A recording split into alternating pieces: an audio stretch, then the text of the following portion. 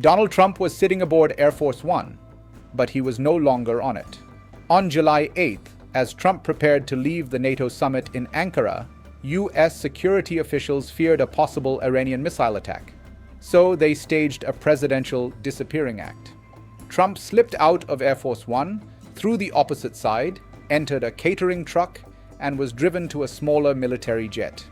Meanwhile, journalists, cabinet officials, and White House staff remained on the original aircraft, believing the president was still aboard. Trump has now confirmed the switch, saying the Secret Service and military told him to take another plane. The bigger question is what the operation reveals about how seriously Washington viewed the Iranian threat. Trump had traveled to Turkey after the United States and Israel carried out military strikes against Iran.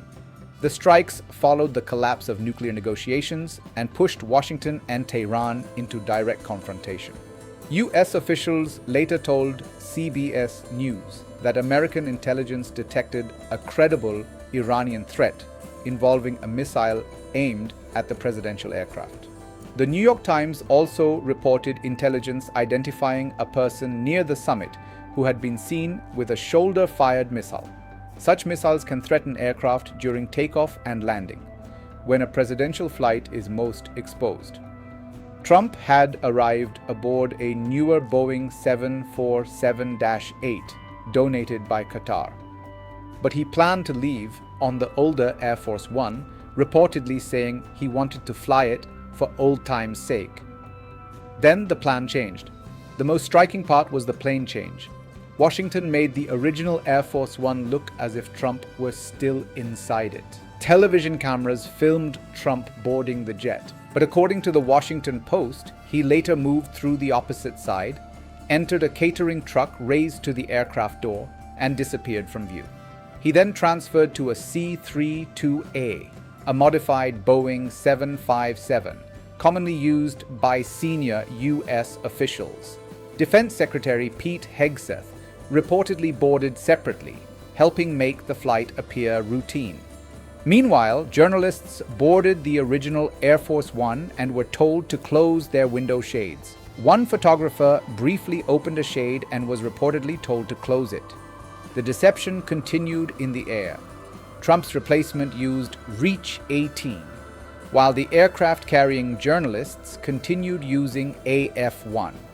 The logic: create a believable target, hide the real target, and confuse anyone tracking the departure. But that immediately raises a troubling question. If the original plane served as a decoy, Washington knowingly left other senior officials and journalists aboard it. And that brings us to the second revelation. Trump's escape did not eliminate the danger, it redistributed it.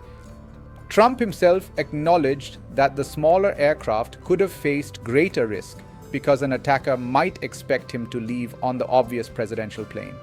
Security officials are not simply trying to hide the president. They are trying to manipulate what an attacker thinks they know about his movements. Aircraft, motorcades, radio calls, cameras, and catering trucks become part of the deception. But journalists on the original plane did not know they were part of it. Neither did some White House staff. The White House Correspondents Association said the press pool noticed unusual security measures, but did not know why officials ordered the shades closed.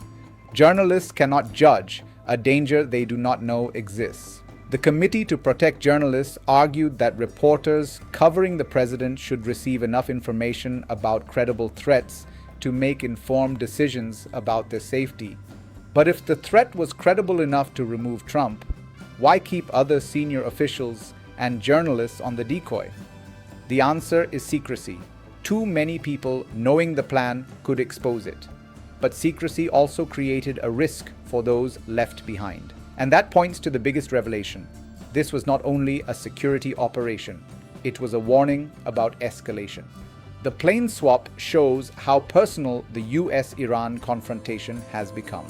American officials were reportedly worried that Iran or an Iranian-linked actor could target the US president directly. That changes the strategic equation.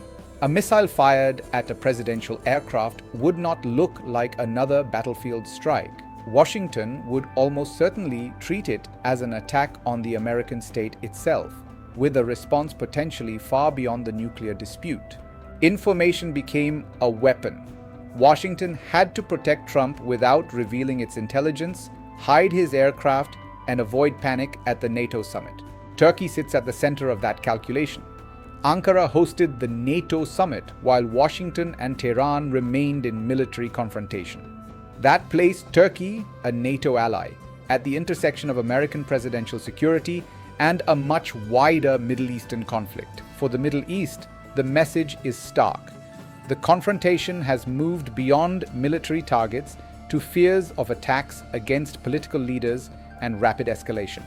For NATO, the incident shows why summits become dangerous during active wars.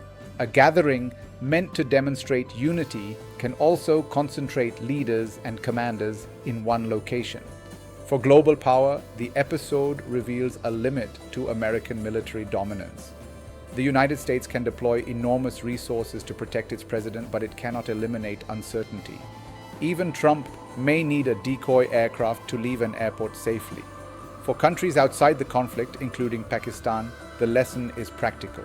Wars do not stay on battlefields. Airspace, airports, summits, and civilian movement can become part of the security equation.